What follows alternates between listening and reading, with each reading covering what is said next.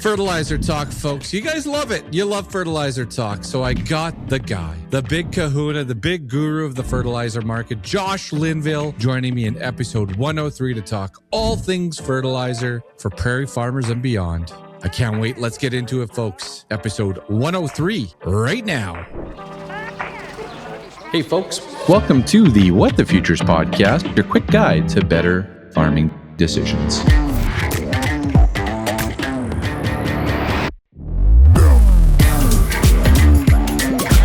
Folks, so welcome into episode 103, recorded in the UPL studio each and every week. And actually, after recording today, we do a little teardown of the studio. Of course, we're heading to Moose Jaw next week for the Crop Marketing Made Cool conference. Thanks to everybody that bought a ticket and is coming out next week. I certainly look forward to seeing you at the Crop Marketing Made Cool conference. But we do a little teardown because I like to, the stage at the conference, I like to replicate or bring out the vibes of the studio. So we're going from UPL studio to live from the UPL stage next week in Moose Jaw, Saskatchewan. Again, UPL, appreciate you stepping up and helping support this great event for Western Canadian farmers, helping them manage risk, helping them learn.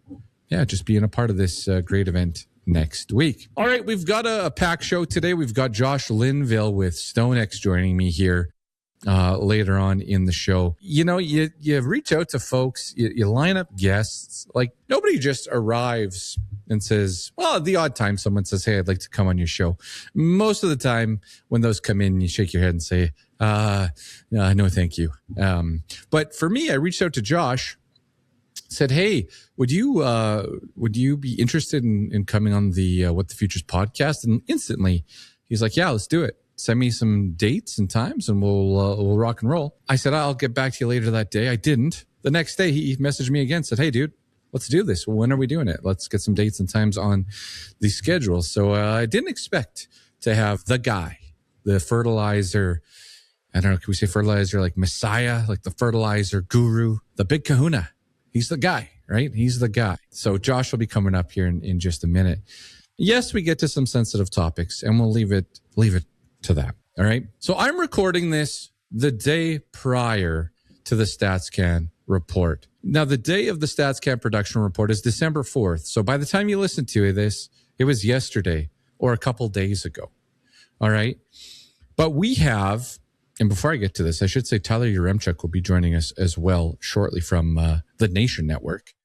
Nation Network, Oilers Nation every day. Check those out on YouTube. But he'll be popping in here in just a few minutes. So anyways, by the time you listen to this is old news. But we have this week, we have what I call the closing of a crop marketing window. Now, I'm taking a bit of a bold chance by making this statement on Wednesday, because I don't know what the report's going to give us. I have the estimates in front of me. I don't know what the report's going to give us. But even with all that being said, I'm still going to put it out there that a crop marketing window is closing. Maybe not for feed grains. That window, I think, continues to maybe grind higher a little bit.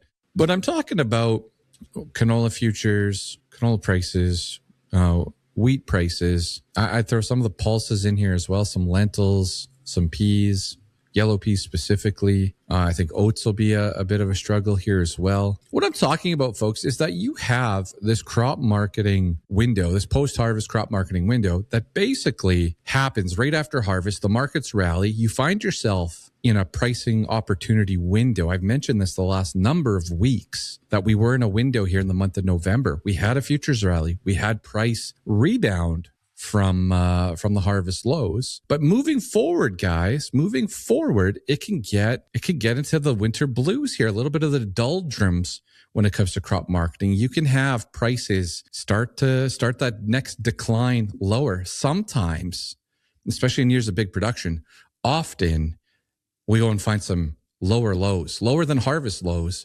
between now and spring. And then spring comes, things happen. You have a new production cycle, and away you go. You can get many different rallies. What changes this, what can have an impact on this, is if we do have a South American weather scare, then that can rally this market. We got lots of crap going on from a geopolitical side.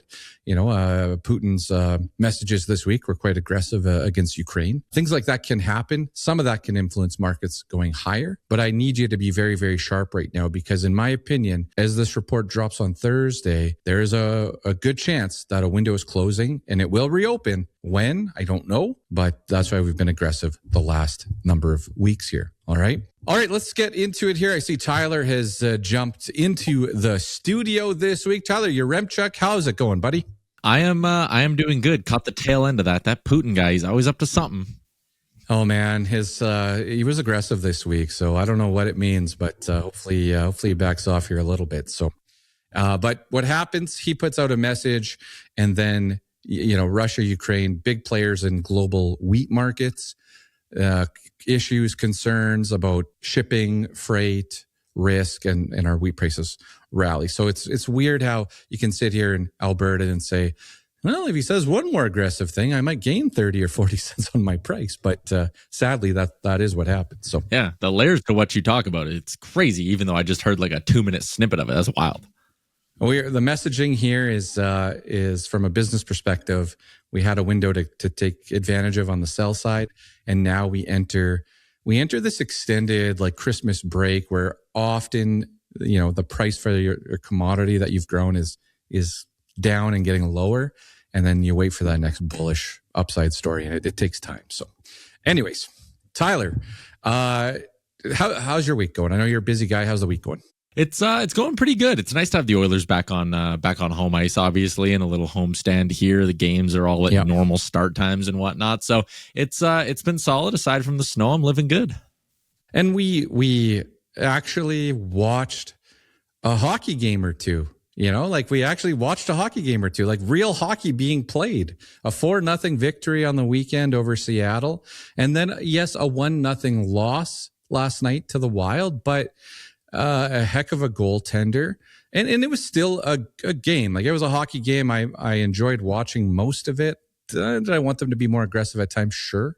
But it was a game, right? And I'll take that compared to the last couple of weeks prior. So I think they're starting to show signs that a hot streak could be coming here, and it's really not something I was kind of saying maybe a month ago. But even if you go back, that 8-3 drubbing at the hands of the Dallas Stars was horrendous. Like, I know that happened over the stretch of games I'm about to talk about, and that was really, really bad. But if you go all the way back to November 19th, they lost 7-4 to the Washington Capitals, 2 empty netters in that game. It was a 1-goal game where they didn't get a save, but they played really well. The next night, they go into Tampa playing the second of back-to-backs, and they played great. A little unlucky to not win that game in overtime with the save Vasilevsky made, but that's another really good game. They go into Florida, final game of a long, grueling road trip. They beat the Florida Panthers, outplay them substantially. And then the Dallas game, sure, but then the two you just mentioned, like 5 of their last 6 games have all been really, really positive building blocks. So if they do go on a nice run here leading up to Christmas where they win a bunch of hockey games, it might feel like, whoa, they snapped out of it all of the sudden and out of nowhere. But the building blocks, I think, have been put in place the last number of weeks here. Yeah, for sure. I agree with you on that one. Do you think, I saw a comment somewhere about practice time, that they needed to get some practice time in to change some structure around? Like, do you think there's any truth to that they actually just needed some practice time, or is it just the players are playing hockey again?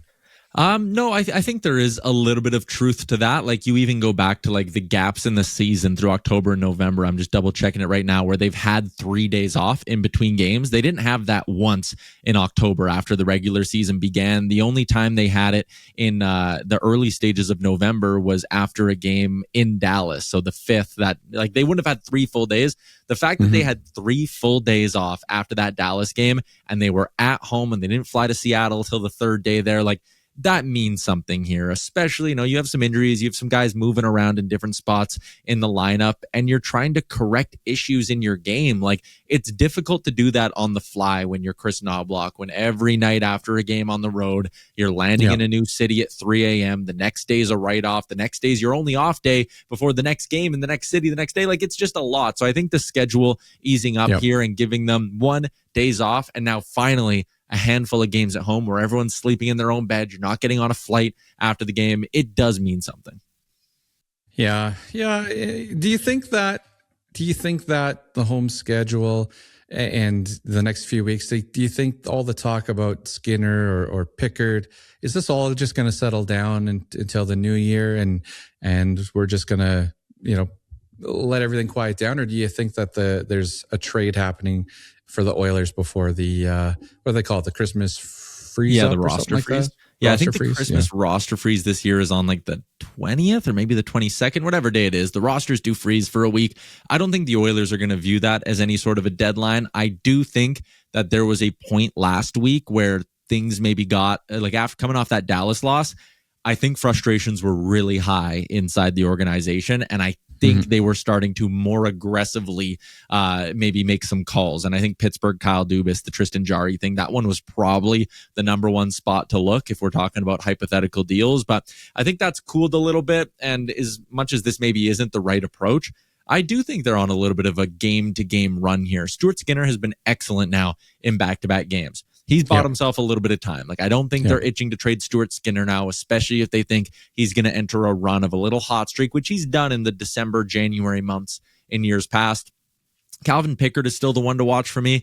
I think that win over Tampa Bay, the OT loss against Tampa Bay where he played unbelievable, that probably bought him 2 more starts. The only other time we've seen him is when he came in for relief of Stuart Skinner, and I won't hold a guy to the fire for not playing good in a relief appearance, but he'll get a start or 2 on this homestand, and they have another road trip coming up. If things go poorly, I think we could see Pickard go down before that roster freeze and Connor Ingram come up. But for now, I just think every good game that these goaltenders give you, Stan Bowman's probably breathing a pretty heavy sigh of relief because it's just like, one more day where I don't need to do that Pickard for Ingram swap.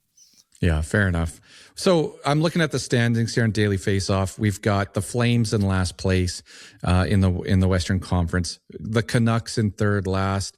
The Jets, Winnipeg Jets, are below the Oilers in the standings here as of recording as well. Like if I'm, the Prairie Farmers, the teams they root for here, do you expect any trade activity from any of those teams leading into the roster freeze?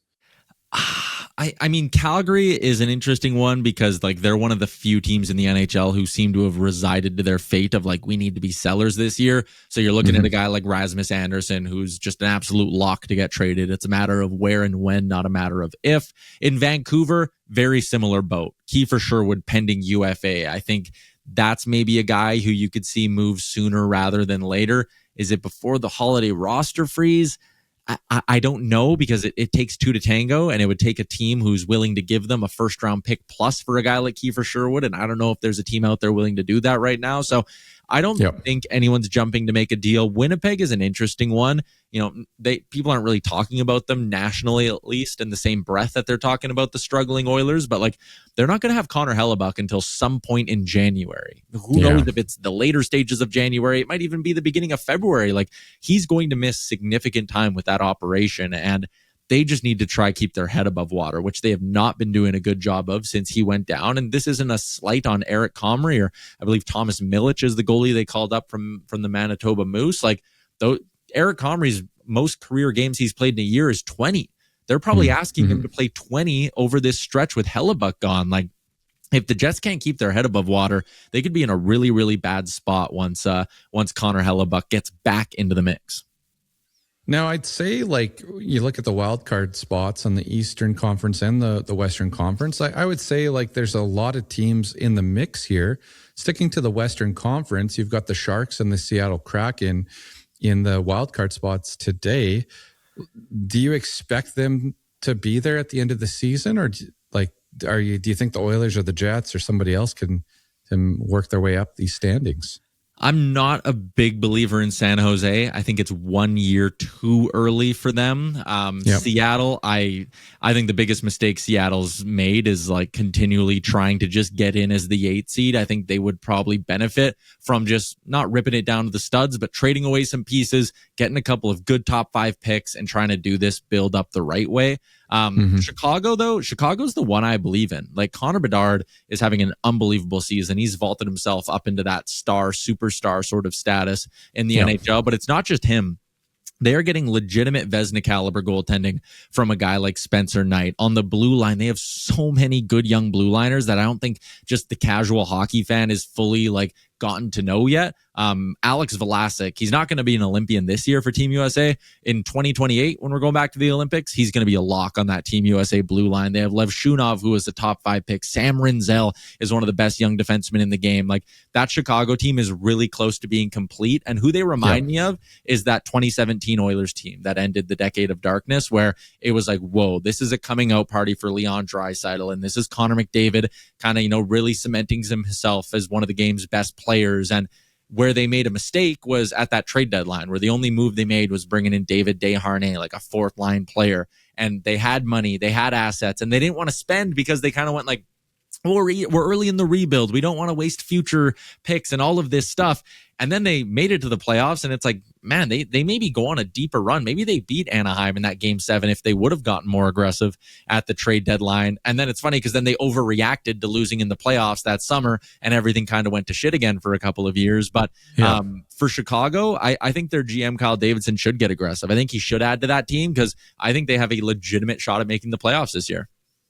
Not that I get too many chances to pull David Desharnais, his name out to flex here a little bit, but my wife's cousin is married to David Desharnais' cousin, so they're we're not quite family, but we're darn close. I would think. So all right, man. Now, one more hockey thing. So, folks, if you're listening to this, if you're an Oilers fan, number one, Tyler and the Nation Network, they take these wonderful vacations. Is the Vegas trip sold out yet?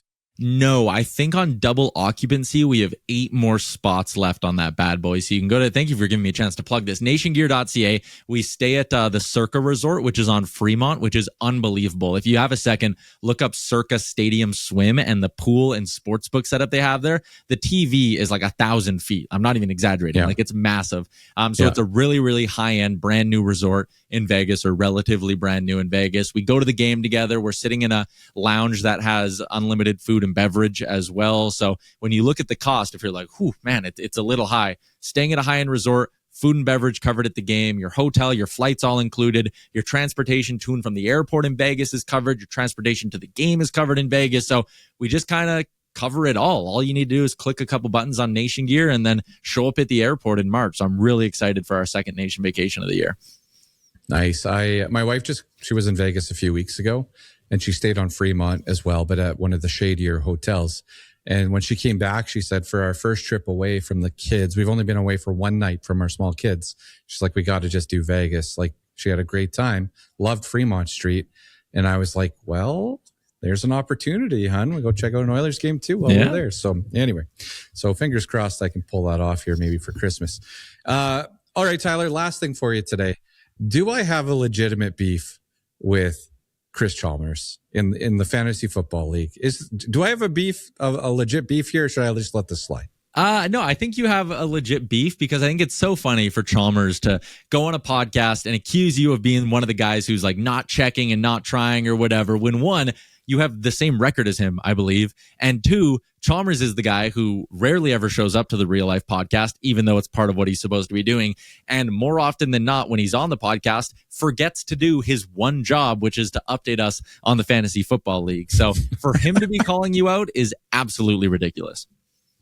When he called me out, like, I'm the worst team in the league today, so I have to be a little bit quiet too. But when he called me out, I was in second last place, and we had the same record. Mm-hmm. And I think with him, I want to throw a challenge out to him. Maybe Christmas is coming. Maybe just a friendly wager of something to put in the spirits, the liquor cabinet for the holidays. But I believe that we're going to end with the same record. I'm still going to lose because I have less points, so I am going to be relegated.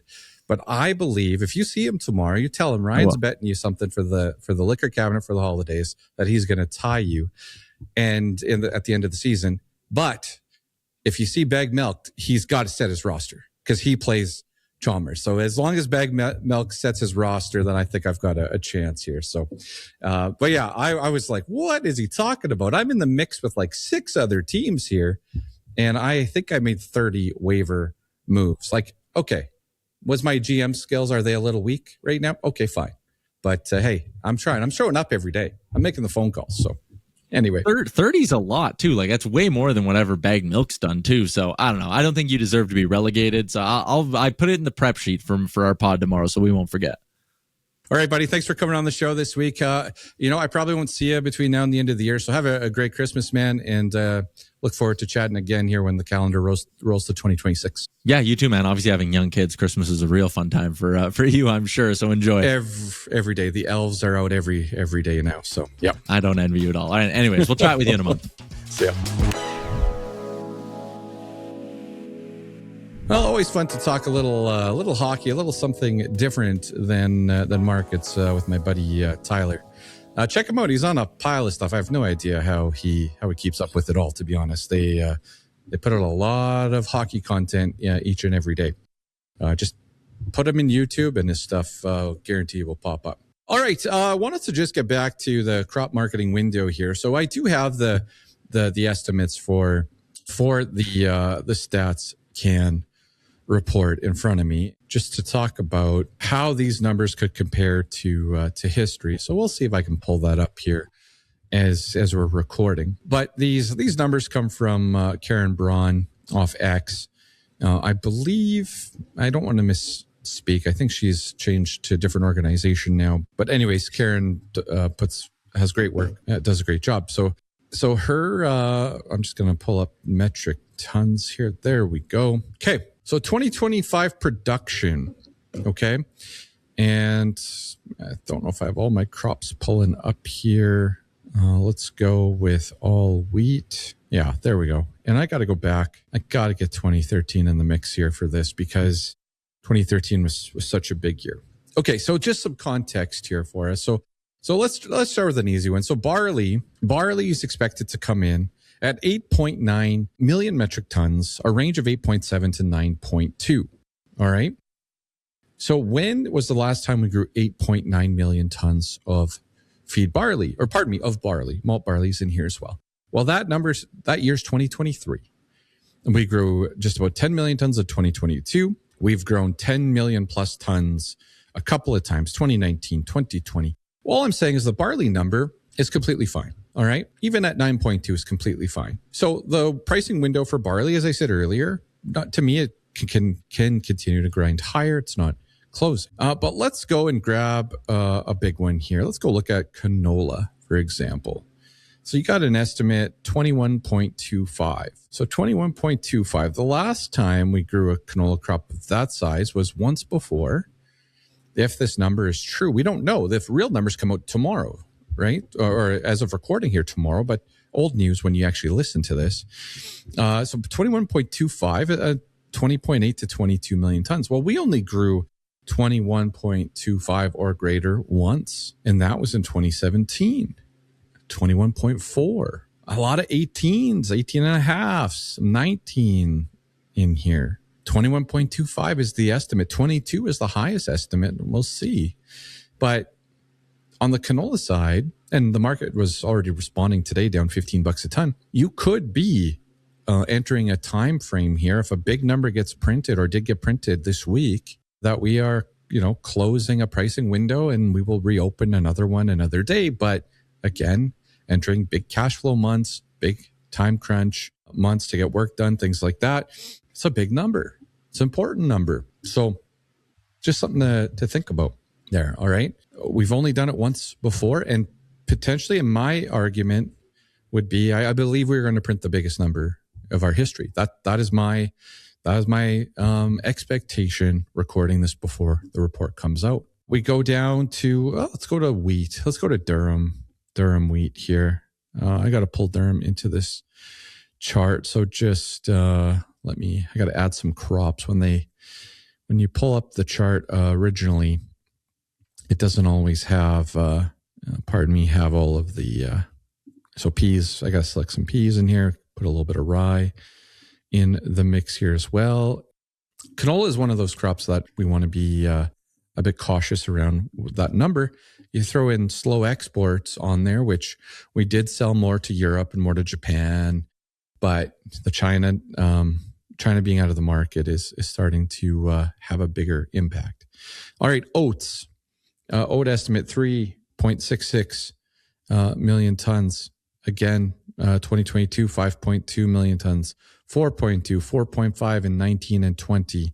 It's not a big, scary number. It's a big number, a bigger number than the last couple of years, but it's not a super big, scary number for oats. The oat market, probably slides a little bit here as well, but it's a bit more manageable. We've grown something out of the last 15 years. It's probably the 7th largest crop or something like that. All right. Peas, 3.97 million ton. Well, that's a big number. The last time we grew that, we pulled off big crops in 19 and 20. But you'd have to go back to those years. This would be the 4th largest crop. 6th largest crop in the last 15 years. And then you throw in less demand, less export potential with China and the tariff, India and the tariff. That one can get a little bit nasty. I'm 80% sold yellow peas. Likely those getting $8 in Alberta are moving to 100% sold. But again, that's a scenario that could get just a little nasty here, especially on the demand side. Lentils, lots of lentil growers listening into the show this week. 3.26 million tons of lentils. You go across the last 15 years, that would be the largest lentil crop. Small greens, large greens, those markets certainly facing the most pressure, but even our red lentils, well supplied, big crop in Australia. Again, it is potentially here, the largest crop. A comparison would be 2016, and a comparison for me has been 2016 in the futures markets as well. So anyways, from a production side, again, that's a big number, a big lentil number, a big canola number. All right. All wheat coming in potentially, the trade thinking 38.49 million metric tons. Last year, 36 million tons. 2020, 35 million tons. All right. 2013, 37.5. I believe, and I've said this before, but I believe that we will have the largest wheat crop in our history. And I know that a lot of things have to go right to print that number, that big number. But I think about wheat varieties in 2013 versus wheat varieties in 2025, and there's not much of a comparison there. So that's going to be a big number. The good thing with wheat is that we have tremendous demand for, analysts have been telling this to us for years. High protein wheat is in demand. And here we are. We're a high protein wheat grower globally, and our wheat is in high demand. I still think, this number could even be, heaven forbid, higher. It's not bullish, guys. It's not bullish. Even though our demand's really strong, it's not a bullish number. All right, durum. 7.15 million metric tons of durum. Last time we grew a crop of that size was 2016 at 7.7 million tons. You get the point. This would be the 2nd largest crop in 15 years. You understand what that means.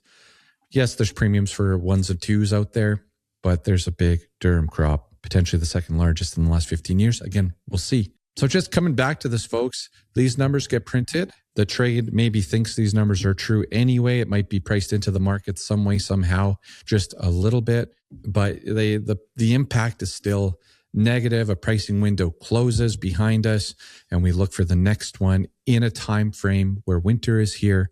Logistics suck. Everything gets a little harder to do from a export shipping side. It just gets more challenging. And and you guys all have the bins locked up, not selling anything, and bills are coming due. So all I'm saying, folks, is be a little bit more proactive, have your numbers, have a sharp pencil, know what you need for dollars, and make sure you have that in place in advance. If you're going to wait, if you need money in February and you're going to wait this thing out, I wish you the best of luck. I don't think that's going to be a great decision at the end of the day. If you do that, I'd rather you be more proactive now. Well, that's it for crop marketing talk. So let's turn it over to Josh Linville here of StoneX, and we'll chat all things fertilizer. All right, folks, very thrilled to welcome Josh Linville to the What the Futures podcast. Josh, welcome to the show. Hey man, thanks for having me. I appreciate it. When I sent you a DM on X the other day, I didn't actually think you would be like, yeah, let's do this. So I really, really appreciate it. Hey, I got to have something to fill the day. We just had a little bit of snow come through Kansas City, so I'm sure not going outside to spend my time. I'd rather be inside doing this. Yeah, fair enough. Yeah, we got a little bit of winter arriving here as well, but we'll take it. It's that time of year in Canada, so we'll take it. So Josh, I want to start right off the hop here.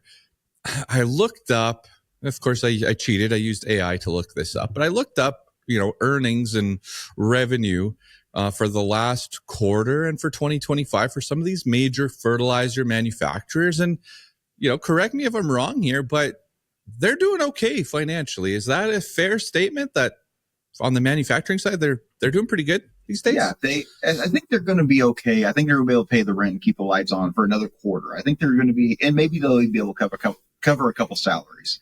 Yeah, it's been a very good time, especially some of these North America-based fertilizer companies. If you're not in one of these areas that are causing some of these supply demand issues around the world, you're reaping the benefits. You are getting rewarded for having invested in these facilities when the margins were not so good. Yeah.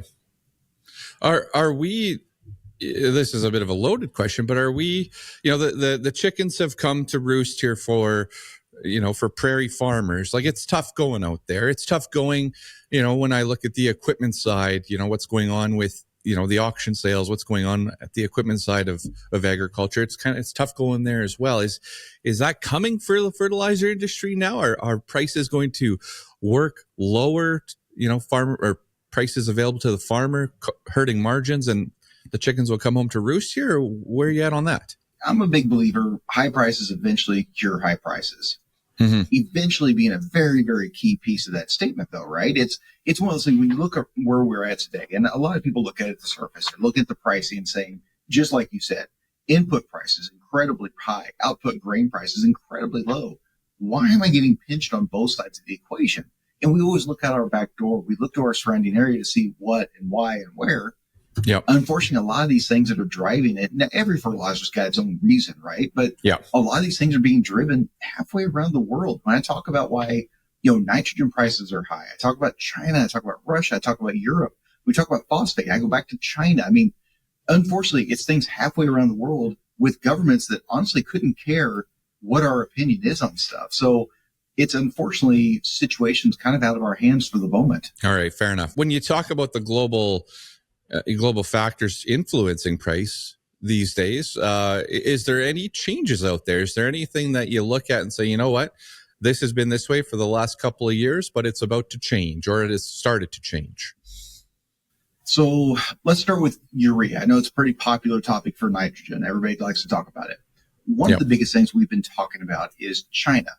They historically export somewhere around 5 to 5.5 million ton.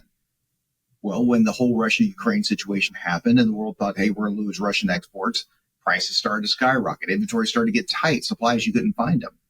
And the Chinese government, being communist that it is, stepped in and said, okay, we're done. We're going to slow down exports. We're not going to allow this anymore. We're going to keep these tons at home for our own farmers and keep our price lower. And fortunately for the Chinese farmer, it worked really, really well. Unfortunately for the rest of the world, it worked really, really well. Last year, it came to a head, 2024. Their exports of urea was only like 262,000 ton versus 5+ million. So everybody's like, why is the price so high? One of your leading exporters cut it drastically. Well, this year, our January through October data hit 4 million ton. They still got 2 more months to go. So China feels like it's back. It feels like they're back to being comfortable. The Russia-Ukraine war still waging, of course, and we want that to be done, but these talks are kind of, hopefully getting better. The European nitrogen production outlook is improving with lower gas prices. So there's getting to be a subtle shift. What I'd love to see is more production coming online. And that's a big topic. That's something I really bang the table and say, North America, Canada, US, why are we not building more here where the demand is? But so far that's fallen on deaf ears. Obviously, you look at the now numbers wise, margins wise for these fertilizer companies, but is it just the long game? It's just a tough road to build something new, or there's other projects to focus on? Like, the demand is here. Like in Western Canada later this week, I expect that the StatsCan production report's going to say that we grew the largest crop in our history. Like, that takes nutrients, that takes more fertilizer to pull that off again in the next year or the year after. So why not the investment? Yeah. The first hurdle is the government. It's the regulation. It's the restrictions. Let's face it, both of our governments have been, we want green energy, we want clean energy. And listen, I'm all for it. I'm a big advocate. I want to leave the world in a better place for our kids than what we got it in. I'm not saying it was terrible when we got it. I'm always a big fan of improve things where you possibly can. Sure. Well, if we need this new production, I'd rather produce it here where we can control the environmental piece of it, where we can produce it cleaner than they would halfway around the world. Yep. But that's a hurdle because it's seen as, dirty energy. So let's say you get over that hurdle. Well, now you got to talk about money. Well, to build a brand new facility, you're probably talking $4 or $5 billion to build that thing. Yeah. And I don't have that sitting in the bank. I don't know a lot of people that do. And so then you got the money hurdle that you got to get over. Yeah, we've seen some help from the U.S. government that's been putting some dollars into it. I know there's been a couple looks up from the Canadian side kind of looking into it, but nothing near enough to help really push it across the line and be like, all right, yeah, we're going to build this. So even if you have the government regulations saying, yes, you can go, even if you have the dollars to spend on it, well, now it's going to take several years. From the second you say, yes, I need the money, I've got it in hand, I'm going to build it, you're still talking all that construction time before the first ton goes out the door. Well, what does the market look like in, 1, 2, 3 years? Yeah, fair enough. You got to definitely have your crystal ball long-term plan there. What about, like, in the prairies, we expanded our crush plants over the last couple of years. What about just a little expansion, just a little, hey, let's go and do a little work here and bump this up by 20%? Like, is that easier said than done? It is easier said than done. The last time we saw that happen on a wide scale was back in 2012. A lot of the nitrogen producers across North America said the same thing. We're going to debottleneck our plants. We're going to expand our plants.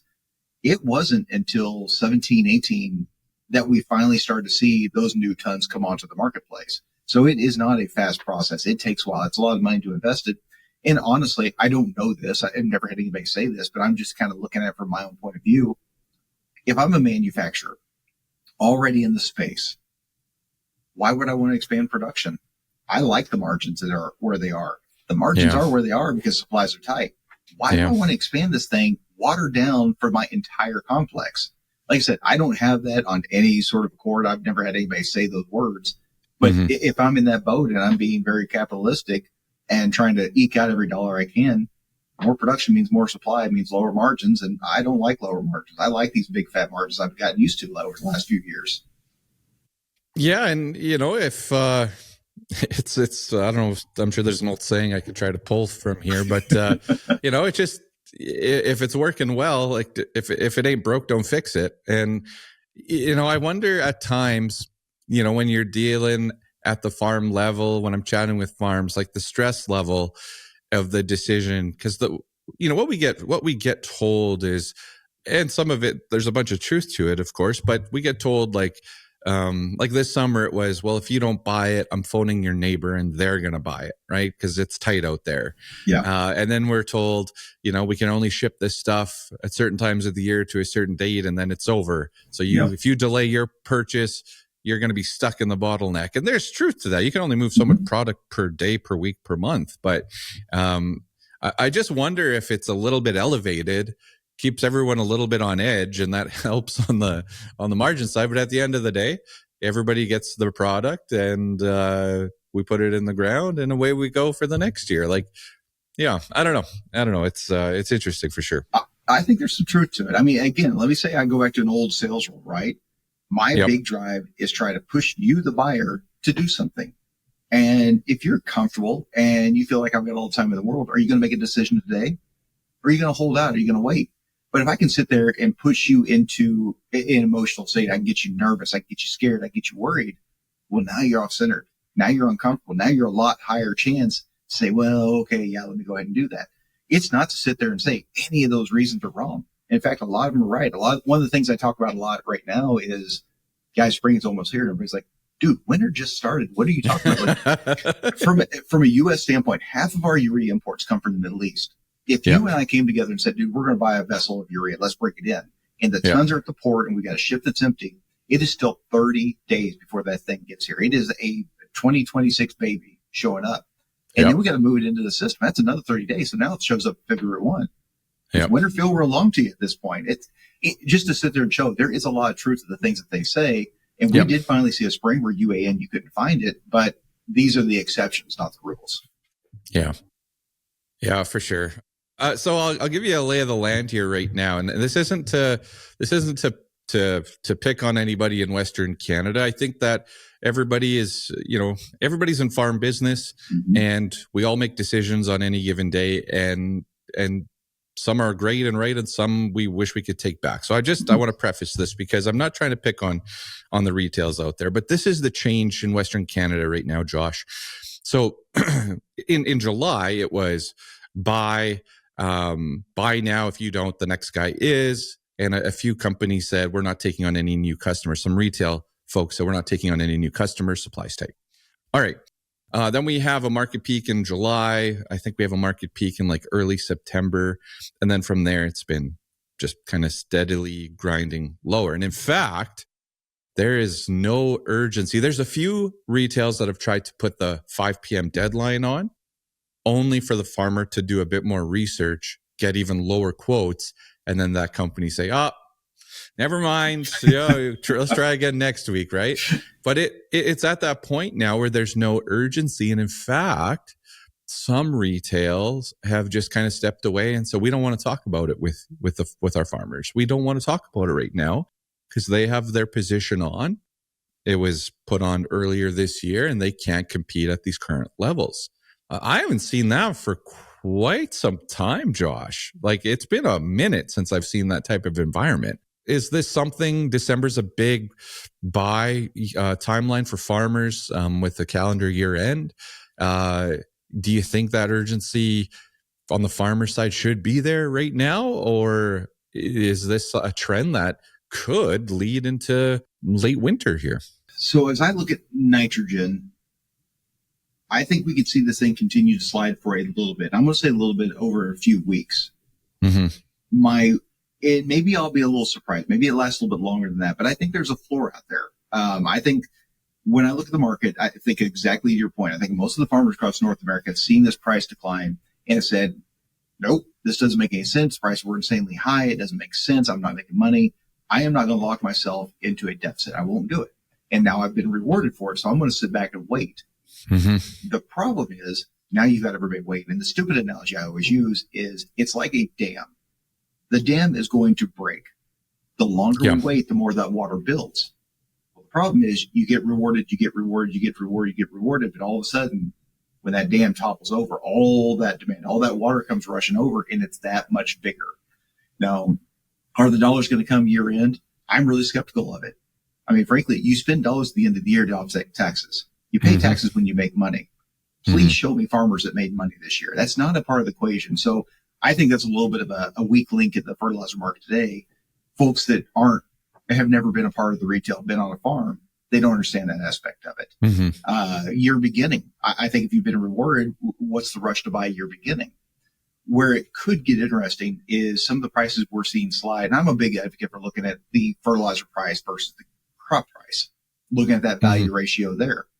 We're finally getting down to a level that pseudo makes sense. It's back into the normal range. High end, but it's in the normal range. I think that's going to bring some demand. I know the U.S. government's talking about some subsidy payments to the U.S. farmer. That's going to bring a lot of demand because they're going to need to spend that money somewhere. And frankly speaking, there is a generational pull in every farmer's mind. When that calendar flips from 2025 to 2026, it's going to be like, crap, guys, spring's around the corner. I got to be ready to go because, maybe the fertilizer drops a little bit, but at the end of the day, if I don't get it on the ground, I can't raise a crop. I'm going under. I'm losing generations of work because I got cute with my fertilizer buying. Yeah, for pardon me, Western Canadian farmers.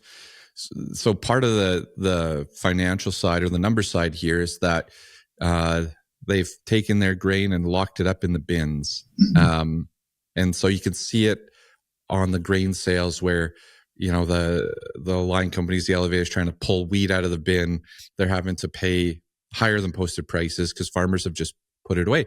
But where's the cash coming from then? If you're not moving grain then where's the cash going to come from to buy some inputs? So it's really interesting. I've been on the show. I've been an active, I've been asking farms to go and do a little bit of like wheeling and dealing and schmoozing. If nobody else wants to buy it right now, then maybe we should be the ones buying it. Maybe there's a willing partner out there. And I have a group of farms that have done just a great job of communicating and working those quotes down, and they did get to a spot where they ended up buying here the other day. But from where they started to where they finished, Phos went down, significantly. We got some help there, I believe. If you want to chat Phos in a second, their urea kept working lower as well. So it's just maybe a time where you can do a little wheeling and dealing. At least you feel a bit better that you accomplished something like at a lower price, right? Because it hasn't been like that the last number of years. So, right. Okay, what about Phos? Like, why did we see Phos drop, I think, 25, 30, 40 bucks a ton here in the prairies? A lot of it has to do, again, we're going back to China. So China, historically speaking, is the world's largest exporter. They send out something between 8 and 10 million ton a year. The problem is, same exact problem. Russia invades Ukraine. The world thinks we're losing Russian exports. China starts clamping down on phosphate. And they've continued to do so. Now, recently, I don't think it's because of the fear of a lack of global supplies. I think it's more from twofold. I think domestically, China, I think it's higher ag demand. I think that the government's gone to their farmers and said, grow more food. We don't want to buy this stuff from places like the U.S. and, put more fertilizer on it. The other side of it is battery manufacturing. That's a big chunk that's all of a sudden come in. They're like, well, if we can put this phosphate into batteries and send out that very high finished good, that's a lot more money coming in. So do that rather than just send out the phosphate. So their exports have continued to be low. And in fact, 8 to 10 million is normal. Through October, their exports this year has only been 4.4 million ton. But that 4.4 million ton happened in July, August, September, October. So we've had a glut of Chinese exports come in, and we had India finally slow down their buying pace. That's allowed the world price to finally start falling. Unfortunately, that's one of those things. I think we're limited. I think now that we're getting into November, December, I think you're going to start getting those data. I think you're going to start seeing the Chinese exports slow way, way, way down. And you're going to start having Northern Hemisphere spring, not to mention Aussie demand popping up. So now you got a situation of supplies go back down. Now demand starts to rise back up. I'm afraid it sets a floor. I don't think we're going back to the highs that we were, but I think we're getting pretty darn close to what the bottom of this thing looks like, at least through the spring season. You're bringing Australia into the mix there as well. And like from a crop production side, you look at the U.S. crop, I think maybe yields are down from where they peaked earlier this summer, but a big crop in the U.S., a big crop in Australia, a big crop in Canada, like that is a recipe for needing more stuff, more fertilizer put down the next year. Like you took more away in theory, so you got to put more down. So I think that's an interesting theme in 2026 here as well. All right, Josh, how you put this stuff out every day, every week, every month? How can people get a hold of you? How can they get in the know when it comes to the fertilizer markets? So I try to be on Twitter every day of the week. I try to throw something out there, and when I come up blank, I try and put something out there stupid just to try and keep some blood the addict. Because let's face it, it's easy to get depressed in these markets. But yeah, Twitter is a great play. And not just me, man. There's a lot of great information out there. You could dive in, find some good stuff. But my handle there, if you go type in @JLinvilleFert, you'll find me. You always go to StoneX.com. You can find us there. But we try and put out like a farmer newsletter. Yeah. It's a little more geared to North America, of course. But yeah, we do a weekly YouTube video. So I'll send out that link with a lot more commentary than what you're going to find elsewhere. And then I actually just sent out the December newsletter yesterday. And it's a deeper dive saying, here's all the things that happen. Here's the price movements. Here's what we think is going to happen. We talked about like urea prices coming off. We talked about that. I think it was last month and saying, I think this thing's going to slide. It happened. Phosphate surprised us, but we're not going to be right 100% of the time. But the same thing, you go Google StoneX Farmer Fertilizer newsletter and it'll pop up. Should be the first thing. Awesome. Sounds good. And appreciate that. One last one for you, Josh. A bit of a weird one, but as a crop marketing, analyst type person, you normally have other crop analysts, like one or two people that you bounce ideas off of, and you check what they're doing, and you keep close tabs. Is there anybody in the fertilizer space where you're the guy, Josh, but is there anybody else where you look and say that person, maybe it's across the globe somewhere else in the US or Canada, you're like, that's the person that I like checking out their info or their stuff? Like, is there anybody stand out on that one?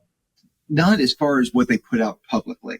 There's a couple gentlemen in the industry I think the absolute world of. I think they are geniuses, a heck of a lot smarter than I could ever hope to be. But the problem is they work for a private company, so they're not going to put that information out to the marketplace. But yeah, fair. I will say we try to do a good job of trying to keep to our own point of view of the marketplace. And this isn't because, we're so much smarter, we don't need to waste our time. That is absolutely not the case. Mm-hmm. The fertilizer market, with it being as small as it is globally, it is very easy to get caught up in the pack, get caught up in the emotion of it, and be like, well, everybody's saying it's bullish, we need to be bullish. Yeah. I don't want to run with the pack. I want to have a little bit of a different point of view. Like the urea thing, I'm going to say that only because it's one of the few things I actually got right. Everybody in the world was saying this thing's going higher and higher. I was like, I don't understand. Our prices today, 20% higher than what they were same time last year, though our S&D is better today than it was last year. Yeah, this doesn't make any sense. It's like, this doesn't make sense. It doesn't make sense. Or like, you're nuts. Yeah. All of a sudden prices are coming off. It's like, okay, this is why I tried to disconnect myself. It's not because I dislike people. It's not because I don't want to know their opinion. I just want to have a different one. If I start talking to everybody, it's very, very easy to sit there and go the easy road. Bit of a small world, right? It's fertilizer, like it can be. So cool. All right, Josh. Well, we appreciate you jumping on the What the Futures podcast. Thanks for your time. I know you have a busy schedule, so I look forward to doing this again one day real soon. Absolutely. Looking forward to it, man. Well, folks, thanks for being a part of the show here this week, episode 103. Josh, man, even off camera or before we hit the record button, like, ask me anything mentality, nothing off limits. And he said, I may not make additional friends on the manufacturing side of the business, but that's okay with me. So great conversation, candid conversation with Josh Linville, and hope to get him back on the show very quickly. Just to summarize here, folks, for an action item, he did mention that, the next few weeks, you'd want to take a harder look at buying some of your fertilizer needs. After we recorded, we did get an update that a payment of some sort was coming out to U.S. growers, money in the bank, maybe money to spend on fertilizer. Who knows? But that could be something that happens. Keep an eye on your local prices. Better to be proactive at this time and take action now. I think even the last month has been a decent time, at least the last 3 weeks, to take action and secure fertilizer. It's painful. It's expensive no matter what. But some good points by Josh, and a window here to do something. Alrighty, folks. Well, again, excited for Moose Jaw here, December 9th to 11th, and really excited for Wednesday. We've got Brett Young. Brett Young stepped up. They're our sponsor for the evening. We're going to check out the tunnels, the tunnel tour, Al Capone Prohibition Tunnel Tour. Brett Young sponsoring that with dinner and just a great evening overall. So really appreciate them doing that for us. I did see some interesting stats. It's no secret. It's funny because you sit here and it's kind of weird how things happen at times. But our farm, we had in the last couple of years, we've had some concern about our canola production. We've been doing a little bit more research and due diligence on what to do. So we've made a significant change in our canola acres here for 2026. And that's with Brett Young. Even prior to them joining the podcast, it's just kind of strange how this happens sometimes. But we did our research. We weren't happy with some of our results, trying to figure out the root cause of this, and made the decision here to try something different in 2026. And just the other day, we've got Brett Young comparison trial results came out, and a couple of stunners here. Brett Young, so BY 7204, it's a Liberty Link, a leader across 34 canola trials at 102% of the mean. Their True Flex 6214. So top True Flex hybrid, 104% of the mean. And then some soybeans performing very well for them as well. Dino XT, strongest soybean performer at 106% of the mean. Anyways, we are excited about having Brett Young on our farm here in 2026. Take a look at their varieties, brettyoung.ca. They've got some performers there, folks. Take a look. All right, folks. So it's that time of year where, we're all doing lots of reflection. We're taking the wins from 2025 and hoping to bring those forward into 2026. We're also looking at things we want to improve on, things we want to get more efficient at. We're looking at planning, upgrades, investment, stuff like that for the future. It's lean years. It's tougher times for farming. And, often we want to look at upgrades, and we always think about an upgrade being something new in the yard, something new and shiny that comes into the yard. But that's not always the case, or it doesn't have to be. If you're sitting here and saying, I want to do something different on my farm, I want to do something different on the technology side.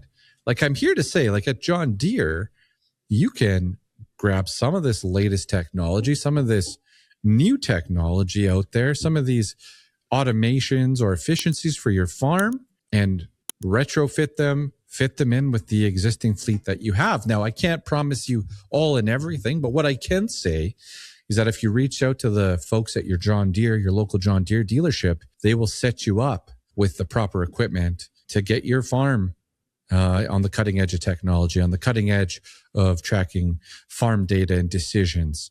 It could be John Deere Operations Center, but it could be even more than that. Maybe it's a JD Link connection. Maybe it's, maybe it's something to do with variable rate application guidance. I don't know, folks. I don't know what you're looking to do specifically, but don't forget that doing an update or an upgrade on the farm doesn't always mean it has to be a shiny piece of equipment. It can be the technology, and that can make a huge difference. Check all that out at deere.ca. All right. Positive moment for this week. Heading out to Enchant, Alberta, hanging out with Greg Stamp for his seed update, his seed meeting. So doing a bit of a market talk there. So that's positive for me. Of course, heading off to Moose Jaw, the truck, start tearing down the studio today. Start loading the truck Friday, all in anticipation of hitting the road bright and early, 8 a.m.